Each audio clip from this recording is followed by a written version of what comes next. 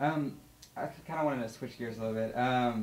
How useful, or if you think it's useful, has the Cactus Cafe controversy been in sort of harnessing, I guess, public, interest in the what's going on behind the curtain at UT? That sort of Yeah, thing? I've only had some limited interaction with the Cactus Cafe folks, so I don't know fully, what they've done or the efforts that they have mobilized. I think that the one thing that it represents more than anything else is the sort of I teach English, and so my favorite word to describe the administration's approach to these things is hubris, right? There's this kind of sense that we can do whatever we want to do, and the consequences more or less are somebody else's problem. And the number of people that were outraged by the fact that they were cutting the Cactus Cafe, I think it speaks to the kind of ill-formed approach that the university had. And then I think it was even more sort of arrogant for the administration to claim that it was the students who voted to cut the Cactus Cafe when we come to discover that the students didn't actually vote to cut the Cactus Cafe funding, that all of this has been handed down by the administration, and the student government folks are then supposed to act like puppets and parrot the line of the university administration. I hope that we can find ways of collaborating collectively together, because I think that they're related issues. I think that the Cactus Cafe issue speaks to the kind of public university that we want to have. We want a place where we have space for artists and music and culture on campus, and it's not simply Taco Bells and Quiznos and the lot. I mean, if that's the only thing that we have space for, this is a shopping mall, not a university, right? People already live on top of shopping malls in Dobie. People already buy, a particular kind of university apparel that's marketed by Nike, right? It's already been commodified to the extreme.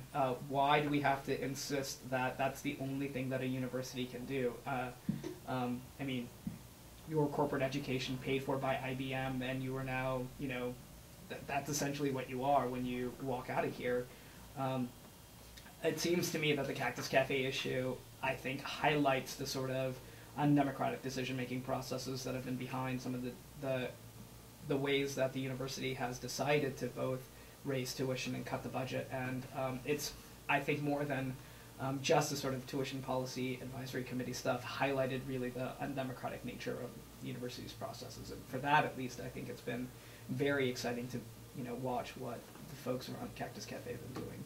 I wanted to talk about the session was coming up in the somewhat near future. I was wondering if y'all were formulating any plans for reaching out to representatives or, I guess, elected officials. Yeah, I think that having a rally at the Capitol is not a bad idea. I think that we definitely want them to know that not only are we watching them, but that we hope that they are hearing what we say when we say that if there is money in Texas, that higher education is one of the things that we should consider spending it on. University of Texas may be able to weather that storm. Other public universities, community colleges in Texas, aren't going to be able to weather it as well as we are, and we're going to weather it only at some substantial costs in terms of tuition. So I hope that representatives and state senators will hear us when we talk about these things. We're working very closely with the Texas State Employees Union, who have very close connections to a number of progressive folks in the state, and we'll definitely attempt to reach out to them in some ways. Mm-hmm. So we just saw the primaries here in Texas. Do you have any thoughts on that? Rick Perry seemed to win pretty handily. Yeah. How does that sit with you? I don't think it's a surprise. I think that none of his major competitors ran anything like a serious campaign against him. I think that if Kay Bailey Hutchinson had wanted to beat Rick Perry, she had to go more populist than she did. I mean, the Deborah Medina position was kind of interesting, if a little loopy, but it seemed to hit that kind of populist chord. Mm-hmm. Bill White is coasting on Democratic Party credentials. That was a non-campaign, in my opinion. Farouk Shami was at least trying to do something, but Bill White was going to get sort of endorsement. Yeah. Now we have two firm establishment figures, well connected to official Texas politics. I'm not sure that if either of them wins, a whole lot is going to change in the state, to be quite frank. If Bill White really wants to win this election, I think there's a very easy way to do it. I think he stands up and screams bloody murder about the way that Rick Perry has been running the state, and he's got some really good, solid things to stand on. Rick Perry wants to fly unmanned drones over the U.S.-Mexico border. I mean, what is going on? If Bill White wants to win, I think that he has to sort of stand up and really go after Rick Perry's record on a number of these questions. My sense is that he has no intention of doing that. My sense is that he will put, sort of a vaguely reform-based thing together, and it'll sound pathetic. It will look very much like the Kerry campaign did, which had nothing exciting to it in the presidential elections of when he ran against Bush. And so I'm fairly confident that Rick Perry's going to win handily, and it just means that activists in Texas have to fight all that much harder. It also, I think, speaks to the real lack of dynamism and energy coming from the Democratic Party in Texas, and that's part of the reason why a number of activists have become so... I mean, we were talking earlier about apathy, when you don't actually have official politicians who have either the creativity, the energy, the enthusiasm to mobilize people behind their ideas and a sense that they're actually campaigning or activating some genuine changes, it's not surprising that most people sort of check out of the official politics. And I have a very pessimistic read on the Bill White campaign, and as a consequence, I will try to do everything I can to make this issue public and important and dynamic here on campus. Mm-hmm.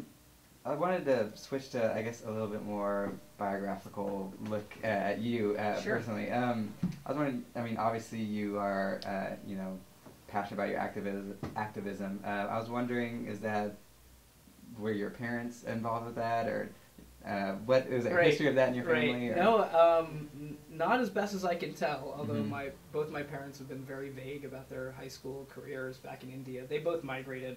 My dad in the late '60s, my mom in the early '70s to the U.S. And I grew up in Houston, Texas. I was actually, believe it or not, a Republican through most of high school.